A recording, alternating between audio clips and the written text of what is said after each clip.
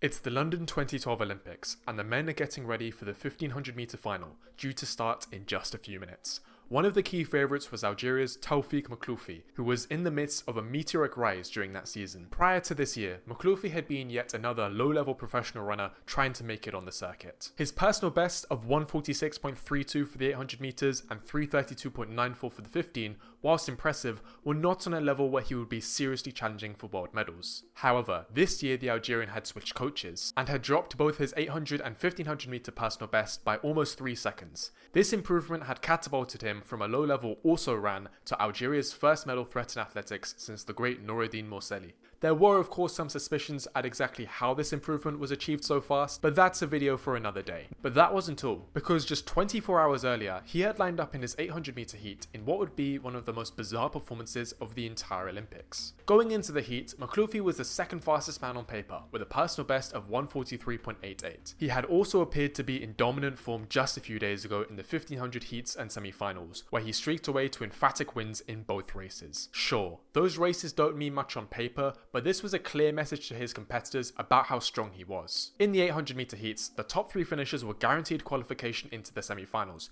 with additional qualification being available for the next 3 fastest finishers across all 7 heats. Given his own ability in the event, and the fact that most of the danger men like Nigel Amos, Timothy Keatum and world record holder David Rudisha were not in his heat, Makhloufi was widely expected to qualify comfortably.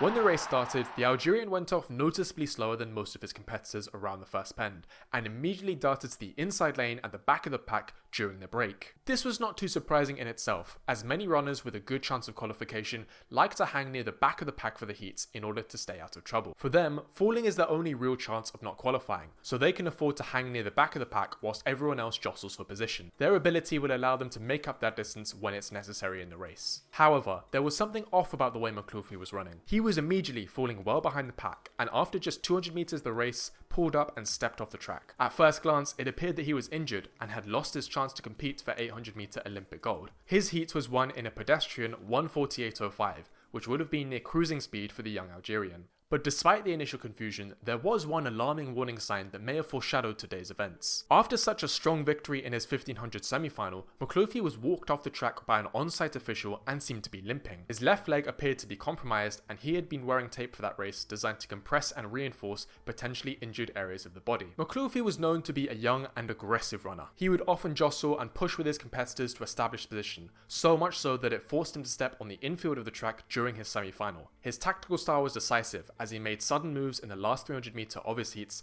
powering away from his competitors. And as impressive as both those wins were, it may have been questionable to exert himself so much in a race where qualification was all that mattered. All winning by a big margin did in practice was tire him out unnecessarily, whilst his competitors smartly conserved their energy for the big day. And with hindsight, it seems that straining himself this much before the final had taken its toll. Was this injury a sign that his body was beginning to buckle under the strain? His 800 meter chances were finished, and he had just 24 hours to recover for the biggest race of his life. But what would happen next would come as a shock to everyone, as the International Association of Athletics Federations, or IAAF, would later disqualify Makhloufi for the 1500 final for failing to provide a bona fide effort in the 800 meter heats. The decree came from ruling 142.2 of the IAAF guidebook, which states, "At all meetings, an athlete shall be excluded from participation in all further events in the competition in cases where a final confirmation was given that the athlete was starting an event but then failed to participate." Based on this, the referee had ruled that Makhloufi's strange pulling up in the first 200 meters of the race constituted a refusal to participate, and as a result he sanctioned him as prescribed. However, if he was able to provide a doctor's note from a local doctor showing that he had an injury during that heat, he would be allowed to compete in the 1500 final tomorrow.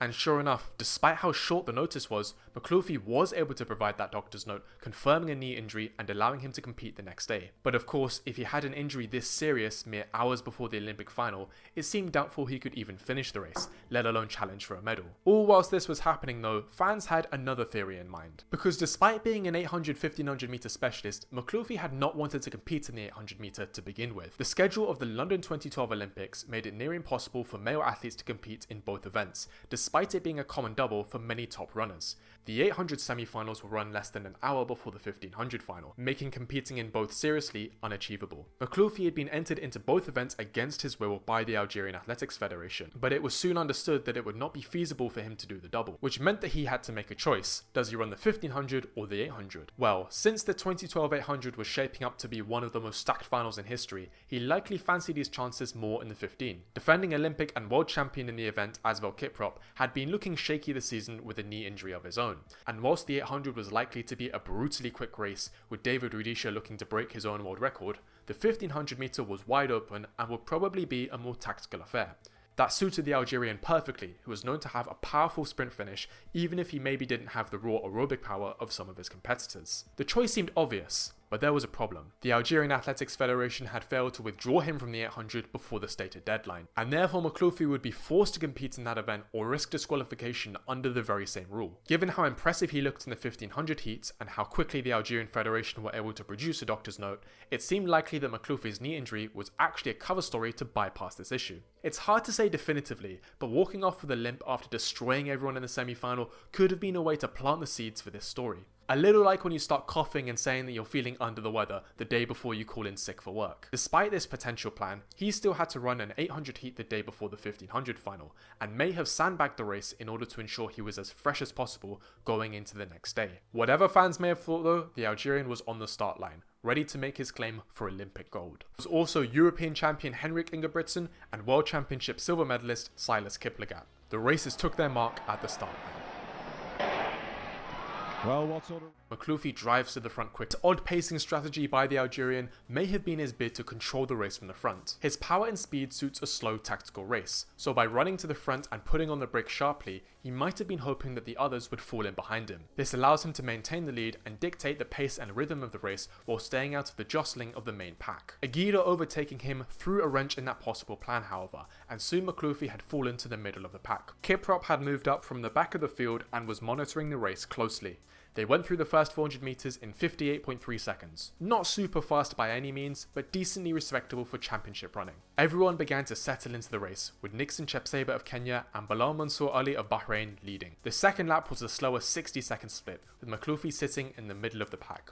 In the last 600 meters, the jostling began to intensify, however, as everyone readied themselves for the final lap. World Championship bronze medalist Matthew Centrowitz was well positioned on the shoulder of Chepseba. He was also known to be a fast finisher. Could this be his chance at winning his first ever medal in the Olympics? Makhloufi was still positioned in the middle of the pack and knew that he needed to find space. But Kiplagat and Ali simultaneously moved in, sandwiching the Algerian. In response, he tried to accelerate through the gap, but had to put out both arms and pull his way through. He did so successfully, but Chepseba followed and continued to challenge him. Makhloufi was forced again to squeeze past the Kenyan as they hit the bell of the Olympic final. Kiprop was still at the back of the field and appeared to be compromised by his own injury. The runners were bunching in the final sprint, with Makhloufi sitting on the shoulder of Chepseba. Silas Kiplagat ran wide around the first bend and tried to overtake him, but Makhloufi shouldered his way past and finally struck out home for finish. This was his signature 300 meter kick. He was followed by Kiplagat and Ethiopia powered into the home straight with a massive lead over the field.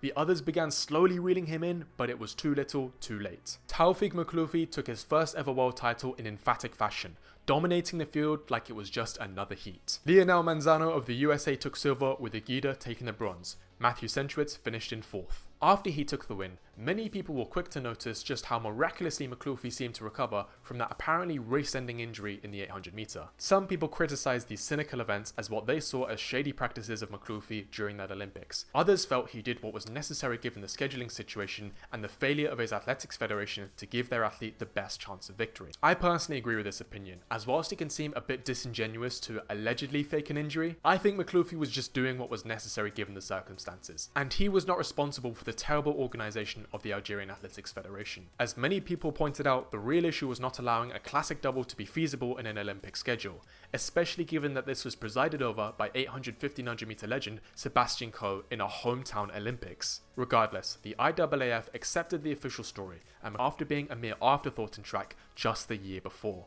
This would kick off what would be a strange, controversial, but undeniably great career moving forward. If you want to see how he fared defending his title in one of the most bizarre finals in history during the Rio 2016 Olympics, then click on this video here. Thank you very much for watching, and I'll see you in the next one. Happy training.